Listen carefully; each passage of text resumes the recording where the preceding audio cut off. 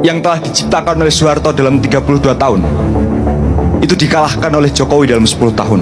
Kerusakan yang diciptakan oleh Jokowi dalam 10 tahun itu dikalahkan oleh Prabowo dalam 1 tahun. Kita semua pernah lakukan kesalahan. Memilih pemimpin bodoh adalah kesalahan, tapi membiarkannya terus berkuasa adalah kebodohan.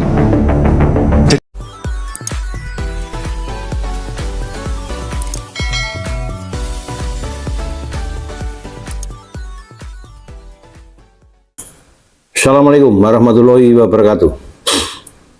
Tio Ardianto, dia mantan ketua BEM UGM, mantan ya. Akhir-akhir ini dia disoroti, dia seorang mahasiswa ya, sekali lagi seorang mahasiswa yang kebetulan sempat jadi ketua BEM nah di UGM. Disoroti karena dia pintar ngomong dan berani ngomong keras kepada mengkritisi pemerintah, mengkritisi Pak Prabowo. Awal-awal dia muncul banyak yang tertarik, saya pun tertarik karena saya pikir dia pintar. Nah, dia adalah salah satu aset bangsa ke depan, pikir saya. Tapi semakin lama dia semakin kelihatan kalau ada backing di belakang dia. Dia sudah, menurut pribadi saya paling tidak, menurut saya dia sudah terkontaminasi dengan politik. Saya yakin backing dia adalah orang-orang politik yang nggak sembarangan. Karena ya, saya mencatat ada beberapa hal yang menurut saya nggak pas lah ya, kalau itu yang ngomong seorang mahasiswa ya. Dia mengatakan Wapres ini cacat hukum, cacat hukum, dan cacat hukum karena keputusan MK merubah usia calon wakil presiden, itu maksudnya. Tapi apapun yang terjadi itu bukan cacat hukum, itu adalah hukum yang diperbarui itu sudah enggak cacat hukum lagi karena diputuskan oleh MK, artinya itu sudah legal. Dan dia mengatakan dalam sebuah tayangan televisi bahwa di negara ini hanya tinggal 2 orang. Kerusakan dalam negara ini memunculkan 2 orang kelompok, yaitu orang yang bodoh atau orang yang sudah menikmati, yang ikut menikmati kekuasaan. Itu nggak seberapa. Dia juga mengatakan bahwa kerusakan kepemimpinan Pak Soeharto 32 tahun itu dikalahkan oleh Pak Jokowi hanya 10 tahun. Dan kerusakan Pak Jokowi selama memimpin 10 tahun dikalahkan oleh Pak Prabowo hanya dalam jangka waktu 1 tahun. Itu si siapa namanya, Tio, kata itu kalimatnya Tio ya. Dan satu hal lagi yang saya bikin miris, banyak orang bikin miris, banyak orang komentar minus ya. Dia mengatakan ada sebuah kucing yang bernama, dikasih nama oleh Tio, Prabodoh Subiantolol. Ini sungguh-sungguh ngeri. Nah, dan kebetulan beberapa hari terakhir ini ada demo mahasiswa. Demo itu diawali dengan adanya demo mahasiswa UGM mempertanyakan Tio. Dia memprotes Tio. Kalau Tio ingin memprotes, mengkritis negara, Prabowo dan sebagainya, silahkan. Tapi mahasiswa UGM ini tidak memperbolehkan lagi si Tio ini menggunakan atau mengatasnamakan mahasiswa, mengatasnamakan BEM, karena dia bukan ketua BEM lagi. Jangan lama-lama, biar tidak ada suudon, tidak ada fitnah ya. Kita ikuti videonya, tapi sebelumnya mohon di like, subscribe, dan share. Kita ikuti videonya terlebih dahulu.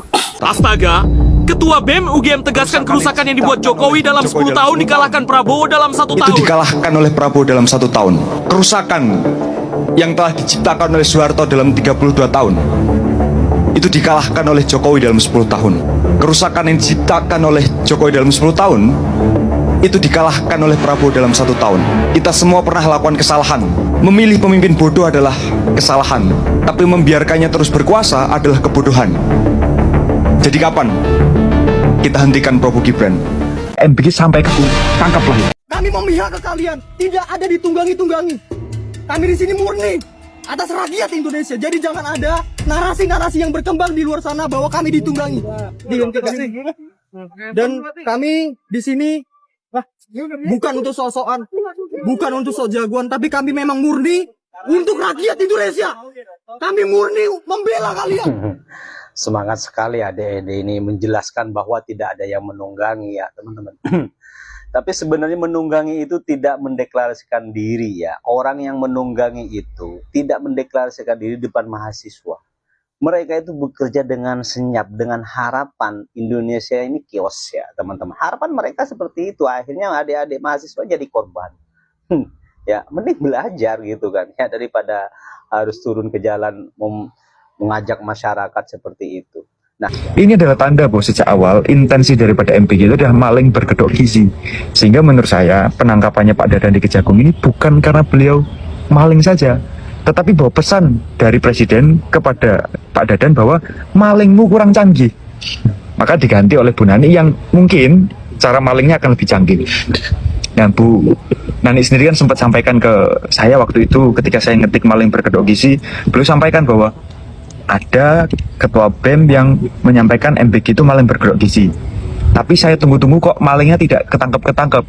Saya berharap malingnya segera ketangkep. Begitu kata Bu Nani waktu itu. Di sekitar bulan Mei kalau tidak salah.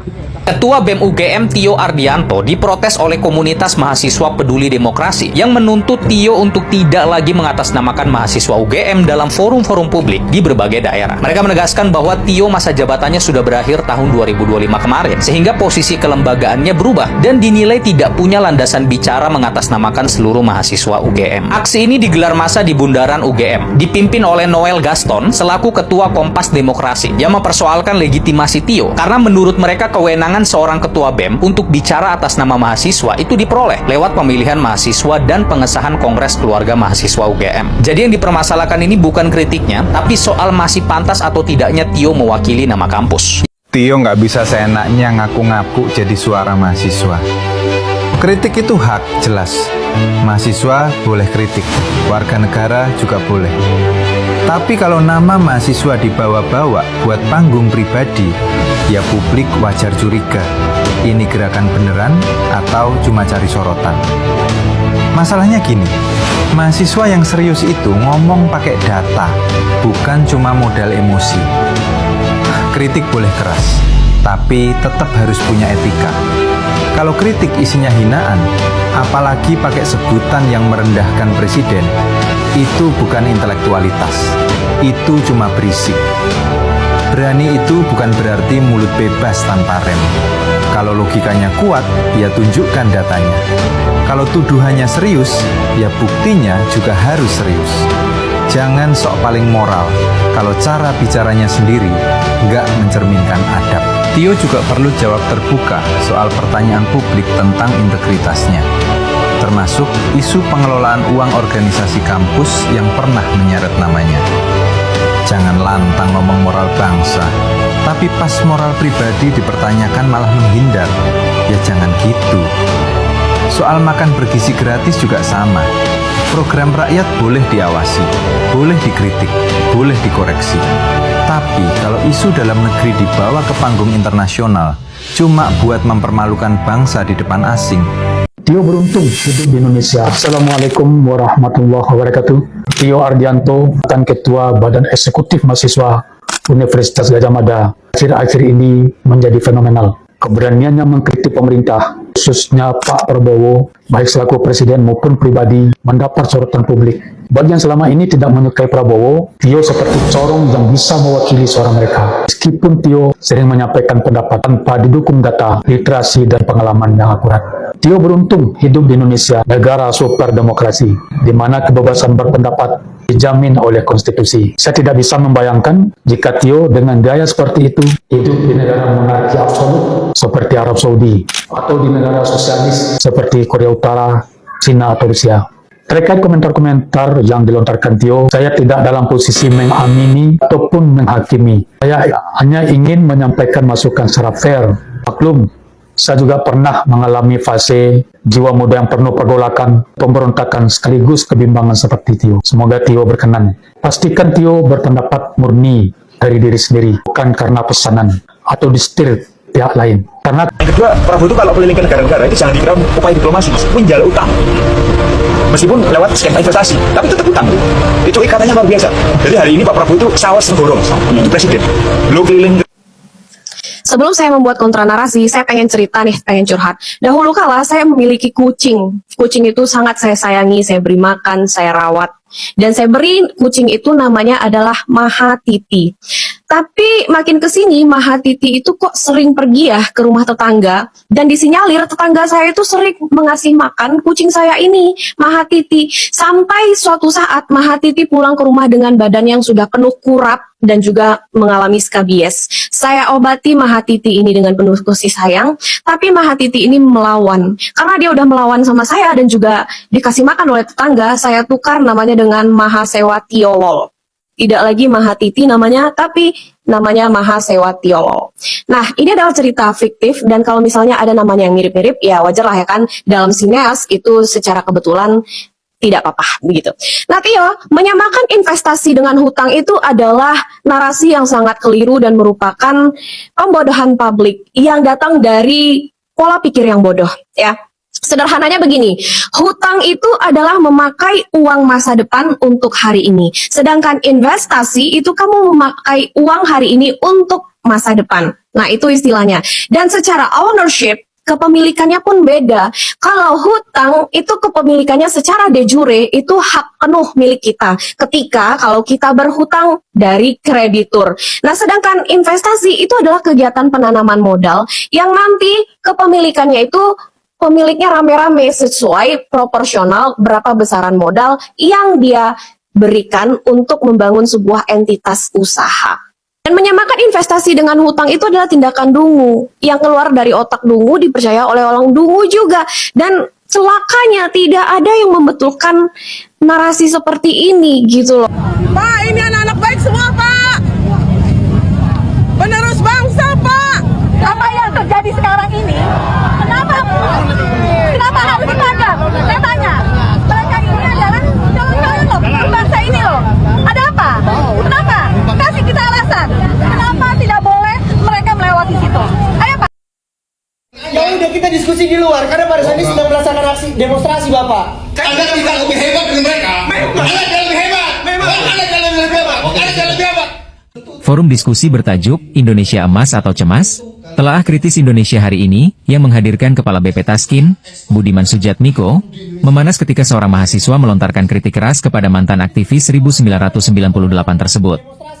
Diskusi yang digelar Forum Kafka dan dihadiri kalangan mahasiswa dan umum itu semula berlangsung kondusif.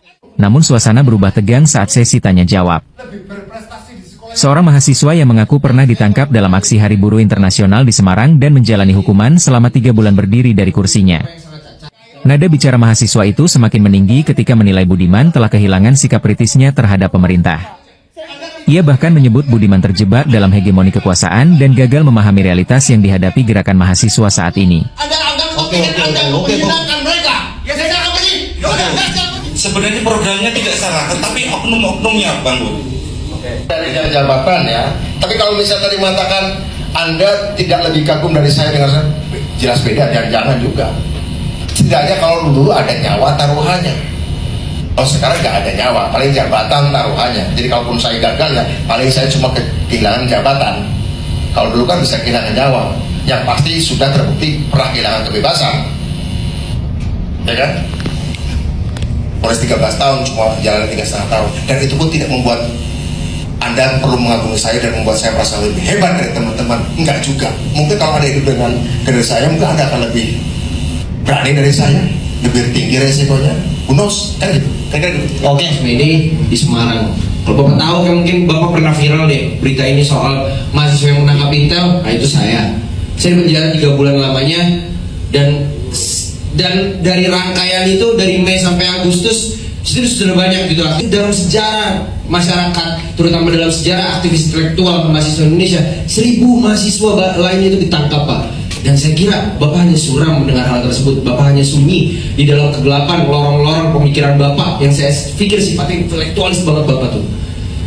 Ya saya tahu Bapak sendiri diredam oleh negara, diredam dengan hegemoni negara. Kalau kata Michael Foucault, Bapak diredam oleh konflik wacana negara. Dan saya rasa Bapak ini sangat munafik ketika berbicara persoalan Prabowo tidak mendongengkan, tidak menindak-bobokan rakyatnya. Oh, saya kira itulah cara Prabowo untuk menindak-bobokan rakyatnya, untuk membangun ideologi yang seperti Bapak yang duduk pada hari ini di depan. Jadi, gak usah berbicara soal memunafikan rakyat Indonesia, kritisi Budiman Sujatmiko, kritisi Prabowo Subianto. Negara yang harus dikritisi, Pak. Gitu. Jadi, jangan. Oke, bisa dipercepat untuk pertanyaan. Ya, saya nggak mau bertanya sebenarnya, Bang. Saya izin hanya mengkritisi argumen Bapak yang sangat cacat, logical fallacy banget, buta terhadap pemikiran mahasiswa, buta terhadap pemikiran Bapak sendiri, yang gelar Bapak yang saya kira sangat cukup sulit didapatkan, magister filosofi itu. Saya kira itu saja. Terima kasih. Oke. Sebentar. Bapak jangan berbicara lagi soal keidealan negara kalau Bapak tidak pernah memikirkan ide-ide atau solusi-solusi yang menyentuh akar-akar rakyat seperti kasus di Purworejo, Dago Elos di Bandung, dan lain-lain. Pikirkanlah hal demikian, Pak. Jangan cacat logika terus. Terima kasih, saya pamit. Pak, saya nggak mau. Saya nggak perlu makan dari Bapak. Oke. Tapi Anda jadi jatuh. Anda bukan siapa-siapa, Anda jadi jatuh. Saya memang bukan siapa-siapa, Pak. Anda duduk sini sebentar. Nggak perlu membantu saya sebagai rakyat Indonesia, Pak. Bapak Gini. Anda nggak usah kayak gitu. Oke, Sudah ini, bukan. Ini kita mau. Bentar. Ini orang-orang tertarik pada argumen Anda. Udah nggak masalah, tinggal kita diskusi di luar aja. Waktu Bapak kan sampai jam 4, hanya sampai jam 4 toh. Saya hanya rakyat Indonesia yang kecil, saya masih banyak kegiatan di luar sana. Loh, abis ini orang-orang mereka tertarik pada argumen Anda. Ya udah kita diskusi di luar, karena pada saat ini sedang melaksanakan aksi demonstrasi Bapak. Saya ingin membawa demonstrasi. Ini orang-orang kan tertarik pada argumen Anda nih. Diskusi di luar. Saya kira. Sudah. Anda pernah ditangkap 3 bulan, tidak membuat Anda tidak memberikan Anda hak untuk berlaku, tidak menghormati forum. Itu aja. Anda tidak lebih hebat dari mereka. Anda tidak lebih hebat. Anda tidak lebih hebat. Anda 3 bulan, Anda anggap kepentingan Anda menyenangkan mereka. Ya saya akan pergi. Ya udah, saya pergi. Sudah banyak video memang kita jadikan satu biar tidak tumpang suh, karena memang ada pro dan kontra.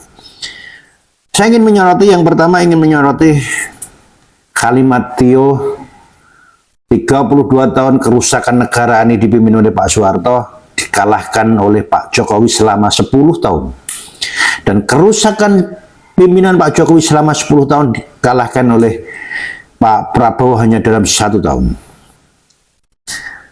Pertanyaan saya yang pertama, Tio ini belum pernah hidup di zamannya Pak Harto. Dia bisa mengatakan Pak Harto merusak negara ini selama 32 tahun. Banyak Pak Harto yang mengatakan Orde Baru itu busuk. Saya salah satu orang yang hidup lahir di zaman Orde Baru. Ada hal-hal yang saya nggak suka dengan Pak Soeharto.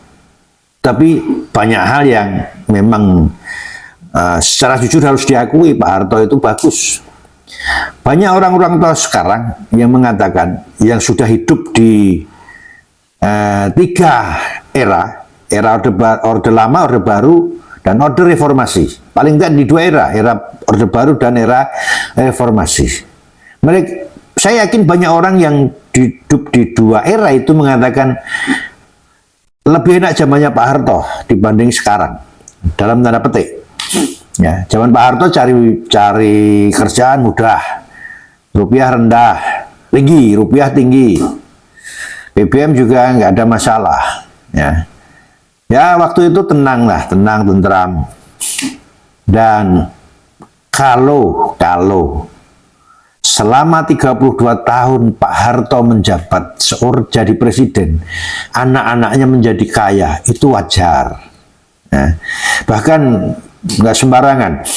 Ada seorang tokoh dalam acara televisi, salah satu stasiun televisi, mengatakan masalah korupsi ini, koruptor ini, zaman Orde Baru, zaman Pak Harto, korupsinya di bawah meja. Tapi zaman reformasi, korupsinya tidak hanya sekedar di atas meja, sekalian mejanya dikorupsi. Bahkan si Mahfud MD pernah mengatakan dia menyesal, ya, dia menyesal dan merasa berdosa kepada Pak Soeharto karena Pak Harto itu dipaksa untuk lengser di tahun 98 oleh mahasiswa dan aktivis-aktivis. Itu akhirnya tidak menjadi lebih baik, tapi lebih rusak. Itu Mahfud MD. Ya. Itu komentar saya yang pertama. Nah, tentang itu. Dan kemudian Pak Jokowi, dia mengatakan Pak Jokowi, kerusakan 10 tahun Pak Jokowi itu mengalahkan 32 tahun kerusakan Pak Soeharto. Pak Jokowi, ada plus minusnya juga, kita harus mengakui itu. Coba kalau kita tanya orang Papua, pasti akan mengatakan Pak Jokowi itu hebat. Hanya dengan berapa tahun Pak Jokowi itu bisa menyamakan harga BBM di Papua dengan wilayah Indonesia yang lain, dengan Jawa dan yang lain. Padahal dulu sebelum Pak Jokowi itu selisih harga BBM di Irian Jaya di Papua dengan di Jawa itu sangat tinggi sekali. Makanya Pak Jokowi di Papua sangat dielu-elukan, sangat dibanggakan. Tidak hanya itu,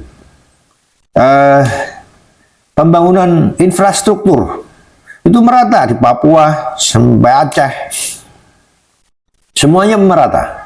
Dan satu hal lagi yang ada di Papua, ini mahasiswa harus tahu, harus mengakui, Freeport itu dari 9, kita hanya dapat 9%, dipegang Pak Jokowi, akhirnya mendapat 52%. Itu perlu dicatat, ya. Apalagi oleh Tio, itu Tio jangan sembarangan itu. Dan Tio juga mengatakan, biarpun itu hanya fiksi seorang Tio, mengatakan kucing kurapan yang banyak virus ya akhirnya menutupi mata, dikasih nama Prabowo Subiantolol. Itu hanya fiksi, dia bilang, tapi saya yakin itu menyindir Pak Prabowo. Kalau dia hidup di zaman Orde Baru udah mati dia, udah hilang dia. Katanya Indro Warkop seperti itu. Dan ada salah seorang mengatakan kalau dia hidup di luar negeri, dia udah habis. Di sini terlalu bebas, terlalu bebas berbicara, terlalu bebas mengumumkan pendapat. Kalau ini bukan pendapat, ini suatu hinaan. Ya. Itu tentang apa-apa yang disampaikan oleh Tio. Nah, kemudian ada seorang tokoh mantan menteri, Adi Aksa Daud. Dia juga menyayangkan apa yang diomongkan oleh Tio. Dia mengkritisi, Tio itu bukan seorang mahasiswa dan dia tidak beradab. Dengan mengatakan Prabowo Subiantolol itu sangat-sangat tidak etis, ya.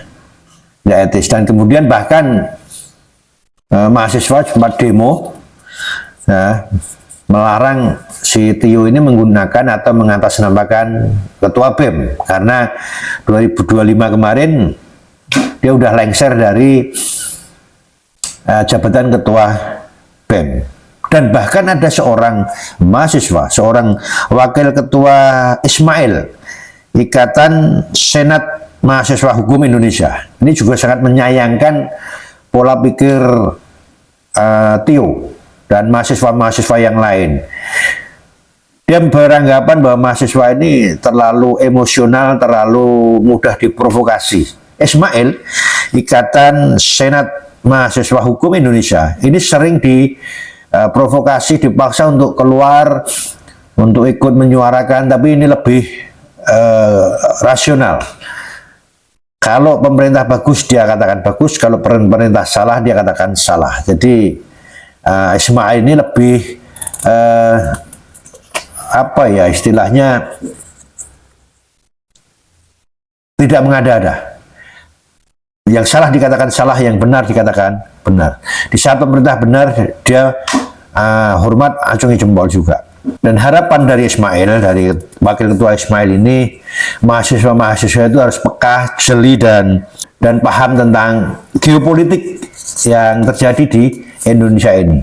Jangan selalu dikit-dikit demo dengan anarkis. Dan satu hal lagi, bahwa pergerakan mahasiswa ini tidak murni pergerakan mahasiswa. Kemarin yang demo bentrok dengan polisi, dengan tentara, dengan TNI, itu bukan murni pergerakan mahasiswa. Dia sudah ditunggangi. Mahasiswa yang demo sempat mengatakan kami tidak ditunggangi. Ya, tapi ada sebuah video yang jelas-jelas bahwa di dalam demo itu kerumunan mahasiswa sedang bentrok dengan aparat kepolisian maupun TNI. Itu ada mak-mak yang sering ikut gerombolannya si Roy Suryo. Artinya apa? Mahasiswa ini sudah ditumpangi. Ada dua prediksi menurut saya. Ya, menurut saya ada dua prediksi. Pertama, mak-mak itu memang diperintah oleh bohirnya Roy Suryo untuk memperkeruh suasana di demonya mahasiswa. Prediksi yang kedua, yang membiayai mahasiswa demo ini, ya, atau mahasiswa ini demo dibiayai oleh bohirnya Roy Suryo. Ya. Kalimat Tio tadi, 32 tahun kerusakan Soeharto dikalahkan oleh 10 tahun resimnya Jokowi. Kerusakan Jokowi 10 tahun dikalahkan oleh resimnya Prabowo dalam 1 tahun. Ini jelas kenapa yang disebut Orde Baru si Pak Soeharto, Pak Jokowi, dan Prabowo. Sementara presiden yang lain nggak disebut. Lah, pertanyaannya, memangnya presiden yang lain tidak membuat kerusakan? Ya. Ada yang menjual Indosat, ada yang melepaskan pulau.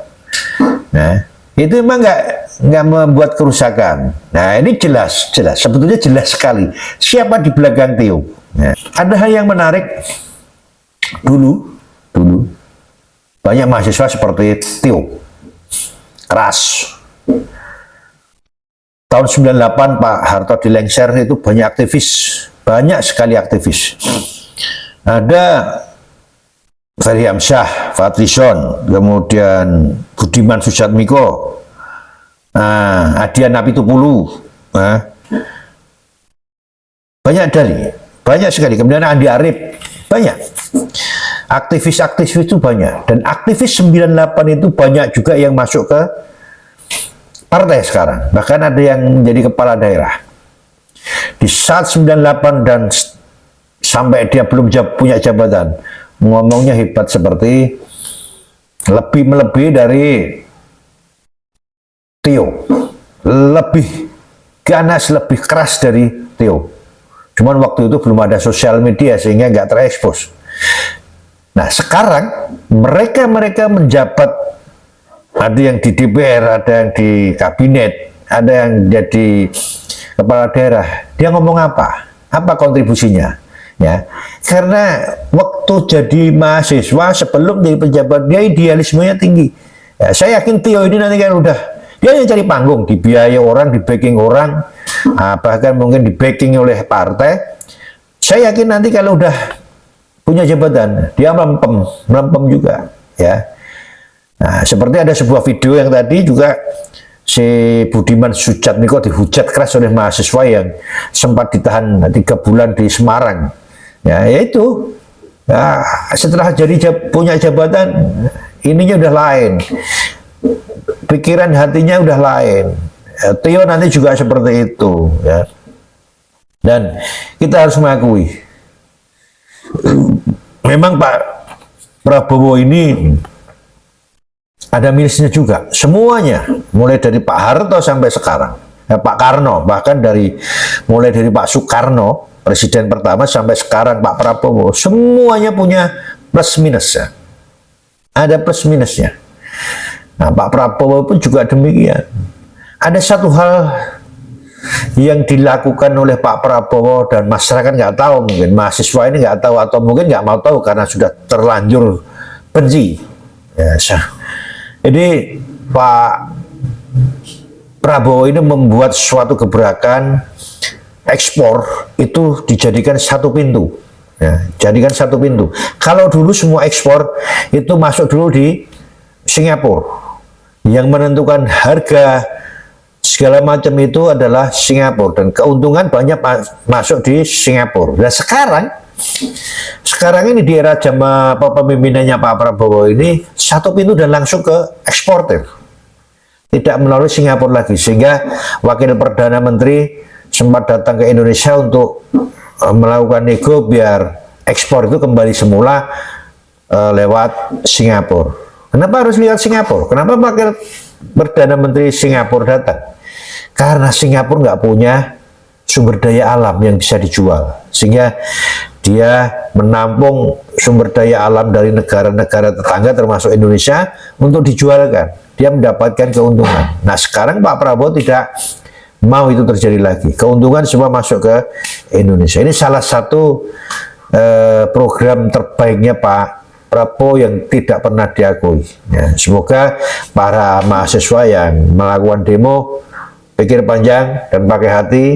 Orang-orang yang seperti Tio pakai hati nurani, jangan asal jeplak, jangan menghina, biarpun itu dikatakan fiksi, tapi orang semua tahu bahwa itu adalah sebetulnya hinaan buat Pak Prabowo. Salam sehat untuk Pak Prabowo, semoga negara kita cepat aman terkendali, rupiah naik, masyarakat tetap harga-harga barang, harga sembako rendah. Salam.